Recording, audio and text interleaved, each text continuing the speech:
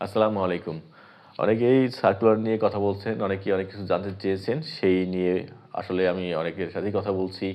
অনেকে YouTube এর ভিডিওতে অনেকে কমেন্ট করছেন, যেখানে আমি চেষ্টা করছি যে আপনারা আসলে ইন্টারভিউ দিতে যাচ্ছেন, তো আপনাদের প্রিপারেশনটা একটু ভালো হোক বা আপনারা অদ্যপান্ত জেনে নেন, যাতে করে আপনাদের জন্য সুবিধা হয়। কিংবা আপনারা যে জবের জন্য বা যে পোস্টের জন্য আগ্রহ প্রকাশ করছেন বা ইন্টারভিউ দিবেন, সেখানে আপনারা আসলে যদি একেবারেই কিছু না জানেন বা না জেনে শুনে যাওয়া কোথাও ঠিক না।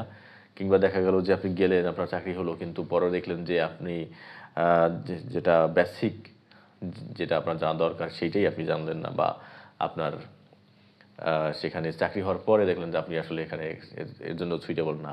তা সেক্ষেত্রে দেখা যাচ্ছে যে আপনার যাতায়াত খরচ বা অন্যান্য যে খরচ আছে, সেই খরচ, সময় এবং আপনার অন্য কোনো কাজকে আপনি গুরুত্ব না দিয়ে এই কাজের জন্য যাবেন, তো আপনার অনেক অনেক দিক থেকে অনেক লস হবে। তো সেক্ষেত্রে অনেকেই প্রশ্ন করছেন, অনেক কিছু জানতে চেয়েছেন। অনেকেই আমার কাছে প্রশ্ন করছেন, কল দিয়েছেন বা লিঙ্কডইনে, হোয়াটসঅ্যাপে, মেসেঞ্জারে নক করছেন। তো আপনাদেরকে আমি আসলে ধন্যবাদ জানাই। কারণ আপনাদের জন্য অনেকগুলো প্রশ্ন উঠে আসে, যেটা অনেকেরই প্রশ্ন, অনেক ক্যান্ডিডেটেরই প্রশ্ন। অনেকে করে এবং অনেকে করেন না। এখানে বেসিক ৪-৫ টা প্রশ্ন আমি নোট করছি, যেটার উত্তর আজকে দেব। সরকারি ছুটি ছাড়া, নাম্বার 1 প্রশ্ন, সরকারি ছুটি ছাড়া আর কোনো ছুটি পাওয়া যায় কিনা এখানে? সেলস মার্কেটিংয়ে আসলে সরকারি ছুটি ছাড়া ছুটি পাওয়া খুবই টাফ, পাওয়া যায় না। ঈদ কুরবানি ছাড়া আসলেই ছুটি নেই। তবে যদি কারো দরকার হয়, তাহলে সেক্ষেত্রে মাসে ১ দিন বা ২ দিন সর্বোচ্চ ছুটি নিতে পারে। এছাড়া যদি কোনো এমার্জেন্সি থাকে, কেউ অসুস্থ হলো বা অ্যাক্সিডেন্ট করলো বা কোনো না কোনো এরকম মারাত্মকভাবে কোনো একটা এমার্জেন্সি হয়, তাহলে সেক্ষেত্রে ৫ দিন, ১০ দিন, ১৫ দিন বা ১ মাস ছুটি কোম্পানি দেয় বা প্রতিষ্ঠান দিতে পারে। ২ নম্বর প্রশ্ন ছিল যে টার্গেট পূরণ না হলে বেতন কাটে কিনা? অবশ্যই টার্গেট পূরণ না হলে বেতন কাটবে না। কারণ এখানে বেতনটা একটা ফিক্সড একটা বেতন, যার এগেইনস্টে একজন সেলসম্যান কাজ করে থাকে। এখন দেখা গেল তাকে টার্গেট দিল ৫ লাখ, সে সেলস করলো ১ লাখ। কিন্তু নরমালি সেল করলে সেখানে ৫ লাখ সেল করা সম্ভব। সেক্ষেত্রে এটা কখনোই আ মেনে নেওয়ার মতো না, এবং এখানে যে বস থাকবে সে কখনোই এটা চাইবে না। তো সেক্ষেত্রে এখানে শুধুমাত্র ওই একজন সেলসম্যানই এখানে আম দায়ভার বহন করবে না। অবশ্যই তার যে বস আছে তাকেও এটার দায়িত্ব নিতে হবে বা দায়ভার বহন করবে। তার মানে হলো যে একজন সেলসম্যানের বেতন কাটলে অবশ্যই তার বস যে আছে তাকে জবাবদিহি করতে হবে, এবং তারও বেতন আ লজিক্যালি কাটতে হবে। সো এটা এরকম না, এখানে বেতন কাটে না। আর এখানে যারা বস থাকে এবং যারা মনিটরিং করে, তারা অবশ্যই এটার আপ টু ডেট তথ্য নেয়। সেখানে সেলস কম হওয়ার কোনো কারণ নেই বা অবকাশ নেই। সেক্ষেত্রে দেখা যাচ্ছে যে সেলসম্যান আ যে টার্গেট পায়, সেই টার্গেট অবশ্যই পূরণ করতে পারে। এবং এখানে আরেকটা প্রশ্ন যেটা ছিল যে টার্গেট আসলে পূরণ করা যায় কিনা? অবশ্যই একটা টেরিটরিতে বা একটা এরিয়াতে যে টার্গেট দেওয়া হয়, সেই টার্গেট অবশ্যই পূরণ করার মতো হয়। কারণ একজন সেলসম্যান যতটুকু টার্গেট পূরণ করার সক্ষমতা রাখবে, বা ওই টেরিটরিতে যতটুকু ভলিউম আছে বা ওই এরিয়াতে যতটুকু পণ্য বা প্রোডাক্ট বা যতটুকু সেল করা যাবে, সেইটা যদি কোম্পানি বিবেচনা না করে সেখানে টার্গেট একটা দিয়ে দেয়। সাপোজ একটা টেরিটরিতে বা একটা এলাকাতে বা একটা মার্কেটে যদি ১০ লাখ সেল করার সক্ষমতা বা ১০ লাখ সেল করার মতো একটা অবস্থা থাকে, সেখানে ১১ লাখ বা ১২ লাখ টার্গেট দিতে পারে। সেখানে যদি ৫০ লাখ টার্গেট দেয়, তাহলে ওই পণ্যগুলো ওই জায়গাতে, ওই মার্কেটে কারা খাবে বা কে কিনবে? এটা কিন্তু লজিক্যালি চিন্তা করতে হবে। সেক্ষেত্রে এরকম একটা মানে অবাস্তব টার্গেট কোথাও কোনো টেরিটরিতে দেয় না, এবং কোম্পানি অবশ্যই চিন্তা করে যে ওই টার্গেটটা যাতে ওই সেলসম্যান পূরণ করতে পেরে পরবর্তী মাসের জন্য সে একটা আগ্রহ নিয়ে কাজ করতে পারে, এবং সে যাতে মোটিভেটেড থাকে। যার কারণে তারা এমন একটা টার্গেট দেয়, যেটা ওই সেলসম্যান অল্প একটু গত মাসের তুলনায় প্রচেষ্টা বা চেষ্টা বা একটু এফোর্ট দিলেই টার্গেটটা পূরণ করতে পারে, এবং টার্গেটটা পূরণ করতে পারলে তার ওই সেলসম্যানের নিজেরও ভালো লাগে, এবং যাতে করে পরবর্তী মাসগুলোতেও সে ওই মোটিভেশন নিয়ে কাজ করতে পারে। আর টার্গেট পূরণ না হলে গালাগাল দেয় কিনা?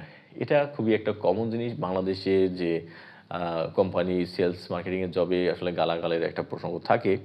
এখন দেখা যাচ্ছে আপনাকে যে একটা কাজ দিল, সেই কাজটা না করে আপনি ঘুরে বেড়াচ্ছেন, অন্যদিকে সময় পার করতেছেন বা সময় নষ্ট করে আপনি দিন শেষে আপনি আসলেন, এবং এসে যখন সেই আপনার যে কাজের যে রেজাল্ট সেটা যখন আপনি শো করলেন তখন দেখা গেল যে আপনি আসলে পারফরমেন্সের ক্ষেত্রে খুবই বাজে করছেন এবং সেই পারফরমেন্স কখনোই কাম্য না। আপনি যদি মোটামুটি মার্কেটে একটা ভালো মার্কেটে যান বা একটা মার্কেটে যান যার সম্পর্কে ধারণা আছে আপনার বসের, তাহলে বস চিন্তা করবে যে আসলে সেখানে আপনার 1 দিন 2 দিন খারাপ হতে পারে, কিন্তু খারাপ ভালো মিলেই একটা মার্কেট। কিন্তু রেগুলারলি বা আপনি যদি কন্টিনিউয়াসলি যদি আপনি সেখানে খারাপ করতে থাকেন, সেক্ষেত্রে কিন্তু ওই আপনার বস বুঝতে পারবে যে না, এই মার্কেট ভালো বাট আমার সেলসম্যান ভালো না।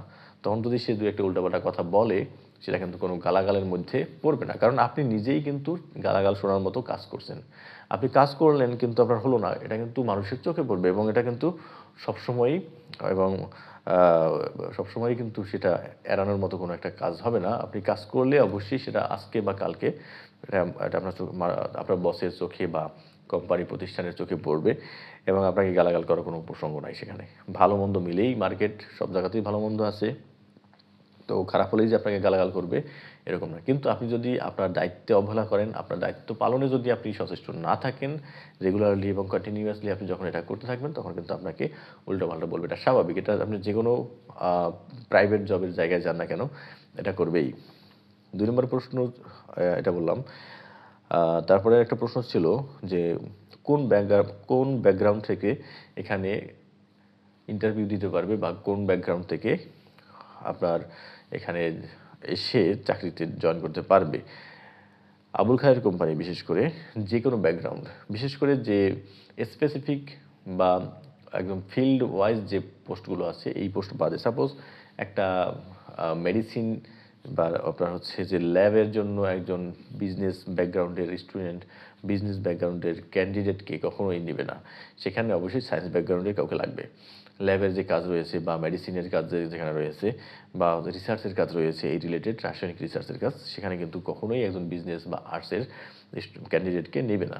সেখানে অবশ্যই একজন সায়েন্স ব্যাকগ্রাউন্ডের ক্যান্ডিডেটকে প্রিফার করবে। তো যেগুলো সেলস মার্কেটিংয়ের কাজ সেখানে অবশ্যই বিজনেস ব্যাকগ্রাউন্ডের যারা আছে তাদেরকে প্রিফার করবে, ঠিক আছে, কিন্তু সবাই এখানে কাজ করার জন্য পারফেক্ট ক্যান্ডিডেট। বিকজ সেলস মার্কেটিংয়ের কাজ কে পারবে কে পারবে না এটা ডিপেন্ড করে ওই ক্যান্ডিডেটের যে বেসিক এবং কোর যে কোয়ালিটি আছে, অর্থাৎ একটা মানুষের মধ্যে যে কিছু কোয়ালিটি থাকে যেগুলো সে একদম বাই বর্ন অ্যাচিভ করে বা হচ্ছে রিটেইন করে, সেই সেই সেই কোয়ালিটি বা সেই স্কিলগুলোকে কাজে লাগায় যে কেউ, সে সায়েন্স ব্যাকগ্রাউন্ডের হোক, কমার্সের ব্যাকগ্রাউন্ডের হোক বা সে আর্টস ব্যাকগ্রাউন্ডের হোক, সে কিন্তু এটা নিয়ে কাজ করতে পারবে। আর এখানে দেখা যাচ্ছে যে প্র্যাকটিসের উপরেই অনেকেই শিখে ফেলে যে কীভাবে সেলস মার্কেটিংয়ে কাজ করতে হয় বা কীভাবে এই কাজগুলো হ্যান্ডেল করতে হয়। সেক্ষেত্রে দেখা যাচ্ছে যে যে কেউ এখানে এসে এই কাজ শিখে এবং সেই কাজ করতে পারবে। সেক্ষেত্রে প্রাইভেট ইউনিভার্সিটি বা ডিগ্রি, অনেকে ডিগ্রি পাস করেও এখানে জয়েন করে। বিশেষ করে এএমও পোস্ট বা টিএমএস পোস্ট বা এই জাতীয় যে পোস্টগুলো রয়েছে, অর্থাৎ একটু নিচের যে পোস্টগুলো আছে, হ্যাঁ, সেক্ষেত্রে তারা এখানে জয়েন করতে পারে বা কাজ করতে পারবে ইজিলি, অনায়াসে কাজ করতে পারবে। তো এক্ষেত্রে অভিজ্ঞতার দরকার হবে না, অভিজ্ঞতা হলে ভালো হয়। আর বিশেষ করে এএমও বা টিএমএস যে পোস্ট রয়েছে, এখানে অভিজ্ঞতার জন্য বেতন হচ্ছে 28,000 টাকা। আর যারা অভিজ্ঞ না বা যারা একদম ফ্রেশার তাদের জন্য 24,000 বা 25,000, পারফরমেন্সের উপরে বা স্কিল এর উপরে স্কিল ইভ্যালুয়েশনে দেখা যাচ্ছে সে ভালো, অনেক ভালো, তার কোয়ালিটি ভালো, তাকে 25,000 বা 26,000 টাকা ধরলো। তো এইটা ডিপেন্ড করে যে আসলে ওই ক্যান্ডিডেটের কোয়ালিটি এবং তার পারফরমেন্সের উপরে। এখন এই পারফরমেন্স এবং কোয়ালিটি কখন জাজ করে? যখন সে ট্রেনিংয়ে থাকে বা যখন অন্যান্য কোনো কাজে সে থাকে এবং সেটা মনিটরিং করে কোম্পানি, তখন কিন্তু এই পারফরমেন্সটা দেখে এবং ইভ্যালুয়েট করে। পরের প্রশ্ন ছিল অন্য কোথাও অভিজ্ঞতা থাকলে কাজ হবে কিনা? এখানে সেলস মার্কেটিং রিলেটেড যদি কোনো অভিজ্ঞতা থাকে সেক্ষেত্রে দেখা যাচ্ছে যে অবশ্যই প্রিফারেন্স পাওয়া যাবে এবং সেক্ষেত্রে কোম্পানি এটা ইভ্যালুয়েট করবে এবং আপনার যে বেতন, সেই বেতনও একটু বাড়িয়ে ধরবে। কারণ হলো যে আপনি সেলস মার্কেটিং কাজ করেছিলেন কোনো এক সময় বা আপনি করেছেন যেহেতু, সেক্ষেত্রে আপনার অভিজ্ঞতা আছে এবং এই অভিজ্ঞতা কাজে লাগিয়ে আপনি এখানেও ভালো পারফর্ম করতে পারবেন। কিন্তু অন্য কোনো পোস্টে কাজ করে এসে আপনি যদি এখানে কাজ করতে যান, তারপরেও আপনার এখানে কিন্তু সেই সেলস মার্কেটিংয়ের কাজ নতুন করে শিখতে হবে। হ্যাঁ, আপনি অনেক ম্যানেজমেন্ট বা আপনার প্রফেশনাল কিছু এক্সপিরিয়েন্স থাকবে, যেগুলো আপনার লোকাল ম্যানেজমেন্ট বা আপনার যে অফিস বা আপনার যে টেরিটরি বা আপনি যেখানে কাজ করতেছেন সেখানে ম্যানেজমেন্টের যে ডেভেলপমেন্ট বা ম্যানেজমেন্টের যে এক্সপিরিয়েন্স সেটা কাজে লাগবে। বাট আপনি কিন্তু মার্কেটে কাজ করতে পারবেন না আপনার সেলস মার্কেটিংয়ের এক্সপিরিয়েন্স না থাকলে।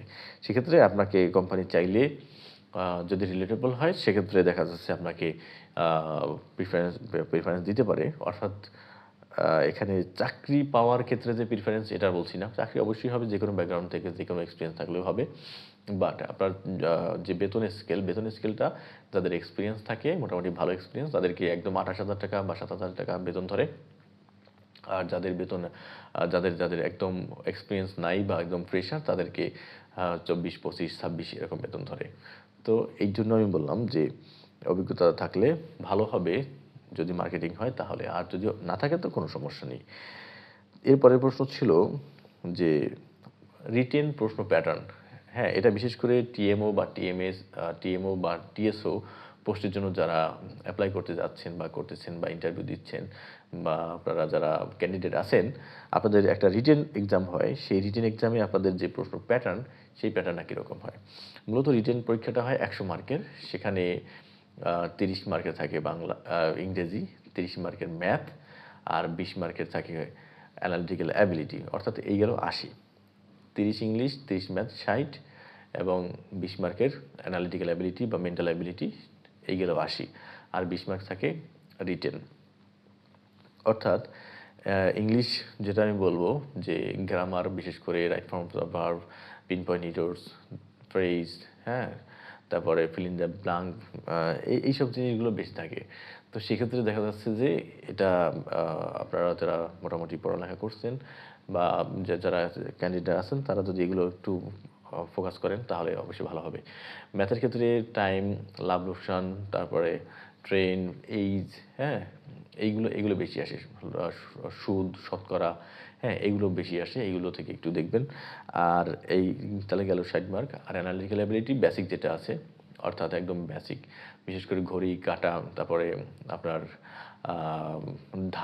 ধারার একটা যে আমাদের মোটামুটি বেশ ভালো প্রশ্ন আসে বিভিন্ন পরীক্ষাতে। তো এই ধারা নিয়ে যে অ্যানালিটিক্যাল অ্যাবিলিটির যে প্রশ্নগুলো হয়ে থাকে সেগুলো একটু দেখবেন, বা ত্রিভুজ বা যে মানচিত্র দিয়ে, হ্যাঁ, তো এইগুলো দিয়ে যে প্রশ্নগুলো হয়ে থাকে সেগুলো একটু দেখলে ভালো হবে। 80 মার্ক গেল। আর 20 মার্ক রিটেন। এখানে একটা প্যারাগ্রাফ লিখতে হবে, অর্থাৎ একটা টপিকের উপরে আপনাকে লিখতে বলবে যে এই টপিকটা আসলে আপনার মতে বা আপনি কীভাবে করে ডিফাইন করবেন বা কীভাবে বলবেন। এটা গেল 10 মার্ক। আর 10 মার্ক হচ্ছে একটা সমস্যা দেওয়া থাকবে। সাপোজ বাংলাদেশে অনেক বন্যা হয়, এই বন্যা থেকে বাংলাদেশকে রক্ষা করতে আপনি আসলে কোন ধরনের সলিউশনগুলো সাজেস্ট করবেন। ঠিক আছে, সাপোজ এরকম একটা কারণ দেখালো যার সলিউশনগুলো আপনার কাছ থেকে চাইলো, এটার উপর 10 মার্ক থাকবে। টোটাল 100 মার্কের পরীক্ষা হবে, এবং এই 100 মার্কের পরীক্ষার মধ্যে 50 বা 60 মার্কের অ্যান্সার দিতে পারলে বা অ্যান্সার করতে পারলে মোটামুটি টেকার সম্ভাবনা 100%। এবং সর্বশেষ প্রশ্ন ছিল এখানে যে আমাদের আবুল খায়েরে কি পণ্য, বা এই যে নিয়োগগুলো হইতেছে বা নিয়োগগুলো হচ্ছে, এখানে কোন ধরনের পণ্য বা প্রোডাক্ট নিয়ে মূলত কাজ করে। এখন আবুল খায়ের একটা গ্রুপ অফ কোম্পানিজ আমরা সবাই জানি। সেক্ষেত্রে এখানে যে পোস্টগুলো, সার্কুলারগুলো বিশেষ করে আমি শেয়ার করে থাকি, সেখানে বেশিরভাগই থাকে যে টোবাকো যে গ্রুপ আছে বা টোবাকো যে ডিপার্টমেন্ট আছে সেই ডিপার্টমেন্টের প্রোডাক্ট। টোবাকো ডিপার্টমেন্টের প্রোডাক্ট হচ্ছে সিগারেট, বিড়ি, পাতা ম্যাচ বলতে দিয়াশলাই বুঝি, কাঠি ম্যাচ এটাকে বলি, আর হলো গ্যাস লাইট।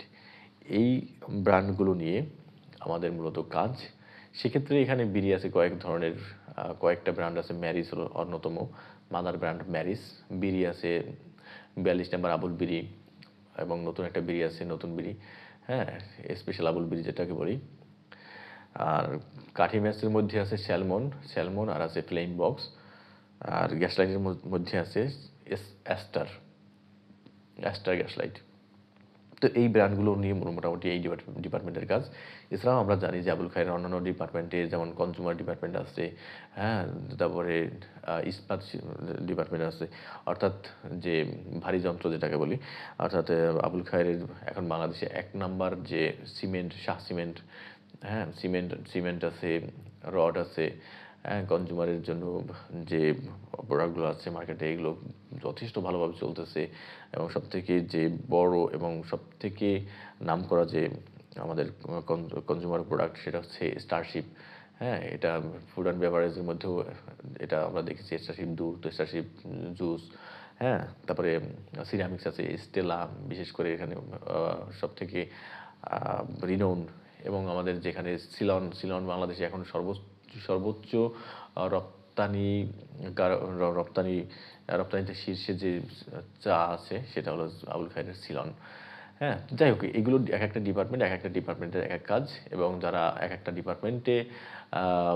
ডিপার্টমেন্টে ডিপার্টমেন্টের পোস্টের জন্য ক্যান্ডিডেট হিসেবে আপনারা প্রিপারেশন নিতে যাচ্ছেন। একেকটা ডিপার্টমেন্টের একেক ধরনের রিকোয়ারমেন্টস থাকবে। তো সেক্ষেত্রে আপনাদেরকে অনুরোধ করব আপনারা সেই সম্পর্কে একটু ভালোভাবে জেনে বুঝে এবং অবশ্যই সেই পোস্ট, সেই চাকরি, সেই আপনার যে দায়িত্ব সেইগুলো জেনে বুঝে অবশ্যই সেখানে যোগদান ইন্টারভিউ দিতে যাবেন। তা নাহলে আপনার কিন্তু শেষে দেখা যাবে যে আপনার অনেক টাকা পয়সার লস, যাতায়াত খরচ, কষ্ট অনেক কিছুই আপনার হচ্ছে বিফলে যাবে, বৃথা যাবে। সেক্ষেত্রে আমি বলব যে আপনারা অবশ্যই আগে জেনে বুঝে যাবেন, যাতে করে আপনার যদি চাকরি হয়, যাতে করে জয়েন করতে পারেন এবং কাজ করতে পারেন।